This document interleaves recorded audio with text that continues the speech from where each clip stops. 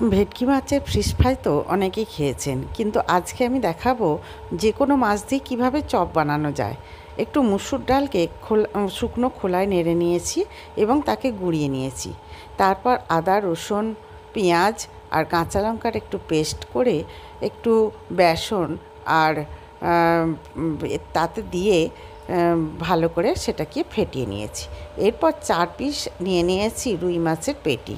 তাতে একটু নুন, হলুদ আর একটু লেবুর রস মাখিয়ে নিয়ে ভালো করে একটু সিদ্ধ করে নেব। নেওয়ার পর ভিতর থেকে কাঁটাগুলো আস্তে আস্তে বের করে নিয়েছি। ভিতর থেকে কাঁটাগুলো বের করে নেবার পর যে বেসনটি ফেটিয়ে রাখা হয়েছিল সেই বেসনটিতে প্রথমে ডুবিয়ে তারপর ওই যে মুসুর ডালটা গুঁড়িয়ে নিয়ে রাখা হয়েছিল তাতে ভালো করে মাখিয়ে নিয়ে আর তেলেতে ছেঁকে নিলাম।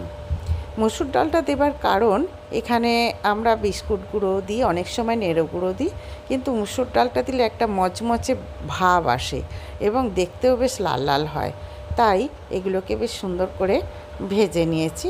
ভেজে নেবার পর গরম গরম ভাতের সাথে বা চায়ের সাথেও একটি পরিবেশন করে ভালো খাওয়া যেতে পারে। নমস্কার।